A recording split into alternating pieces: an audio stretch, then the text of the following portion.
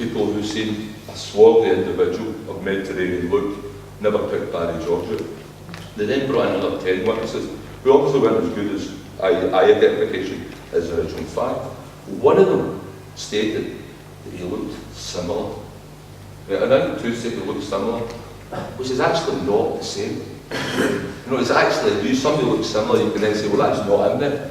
No, if somebody looks similar, it's not him. The other woman said it was him because of the length of his hair, and this was the main one. She said it's definitely him, and she remembered his shoulder-length hair. Well, because Barry had been incarcerated, he had his hair cut. Before that, Barry George never ever had long hair. In fact, Barry George, there's actually a documentary by Dispatches who spoke to the barber who'd been cutting Barry George's hair for about 5 years, and he actually moved barbers and thought, I'll get rid of him. But Barry came looking for him because he liked the way he cut his hair.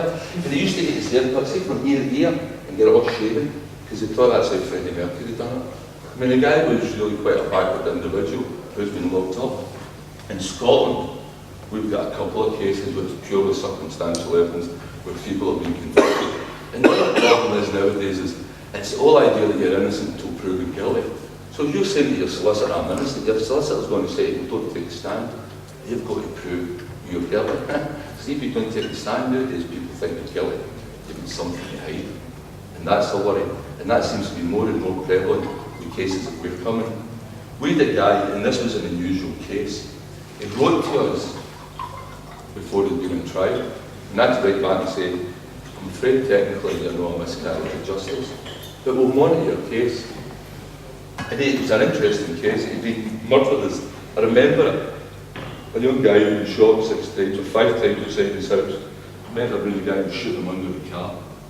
Turns out this guy was a major drug dealer, a big player, Justin McElroy, been under surveillance by the Drugs Enforcement Agency for a couple of years.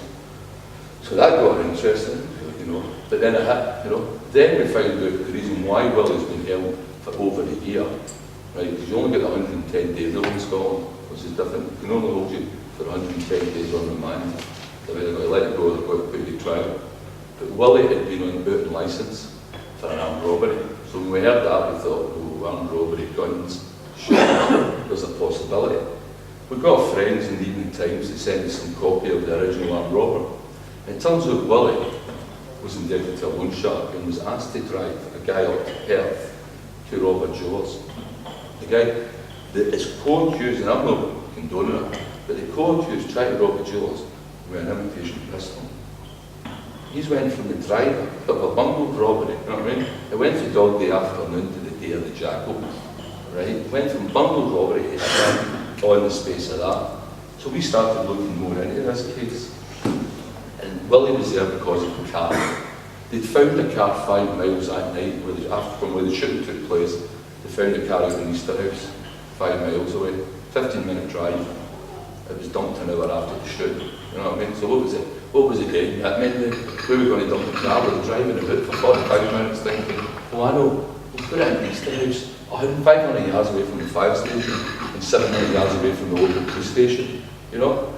Bungle try to you can get off a mulligan.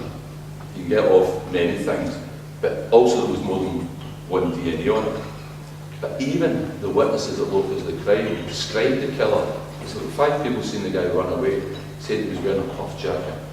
They've got a nylon jacket. 5 of the witnesses said the killer was 5'10", Willie's 6'2". So his name actually, although his name was picked out the car, there's no evidence. Willie Gates was convicted. Believe me, this was very strange because he should never have been convicted legally.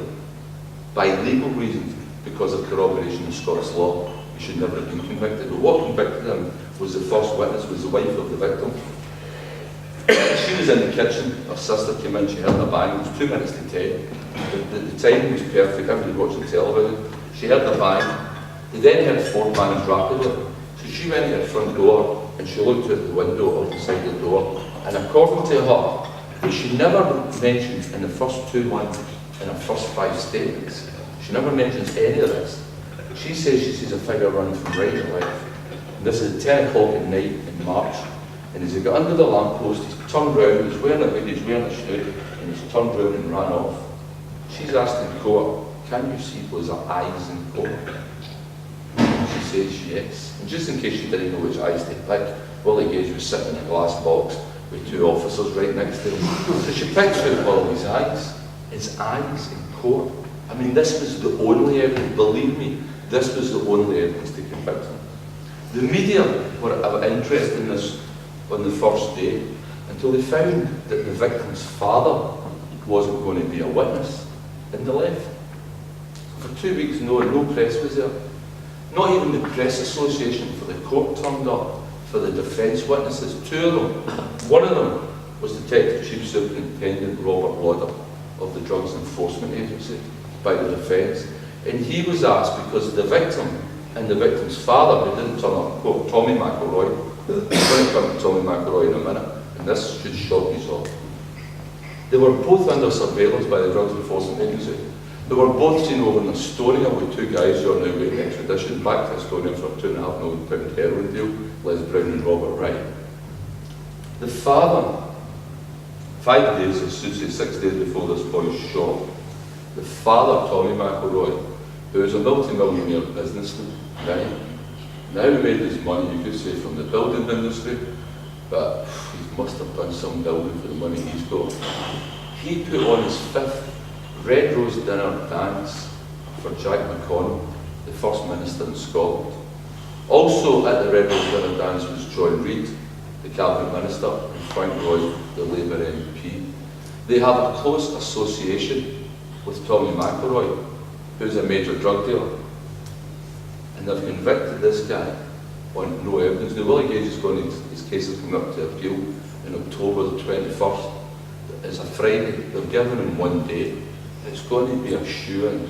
If it isn't a shoe-in, there's going to be protests in the court because we ain't leaving the court. We're going to hold the court in contempt and they'll have to drag us out of that court. But I think he's going to win because of the judges summing up. The judges summing up in this case pointed, I highlighted every time they said burden of proof and beyond reasonable doubt. And the whole paper, the summing up, is just covered in marker pen. He was telling the jury to acquit. The jury was out in less than 3 hours and came back, found him not guilty of getting rid of the getaway car. The only thing that tenuously ties him to this whole story, he's found not proven on that, but guilty of the murder. There's no evidence, none whatsoever, except for the identification to put him at the scene of the crime. In fact, one of the other defence witnesses, we're now getting funding this year. We just had 5 months of funding.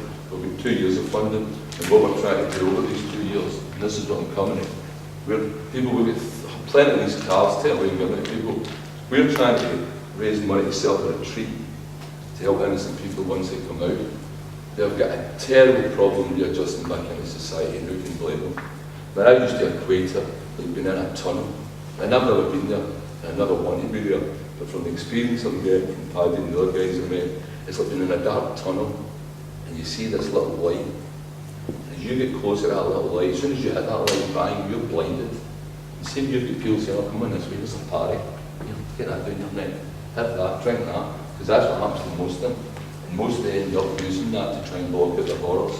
About 90%, I would say, of the alcohol and drug problems with the guys up here. There's about 150, by the way, down here, high-profile miscarriage of justice cases over the last 10 years, and they're still growing. I've got drug and alcohol problems because there have been no counselling whatsoever. Guilty people are getting drug counselling coming out of prison. They're getting counselling to try and help readjust, and I'm not saying their money's there, it's brilliant for them and more could be done.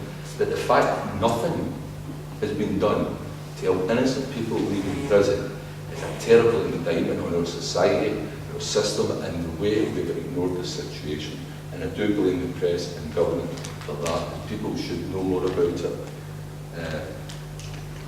Robert Brown, 25 years. When Robert Brown got out, he said, I can handle this. This is easy. This is a woman. I've just had 25 years in prison. I can handle it. He was caught shooting himself. And he knew it was coming. Because these guys suffer from a thing called post-traumatic stress disorders. And it's post-trauma. It doesn't hit you when you first come out. You don't realise it. It hits you.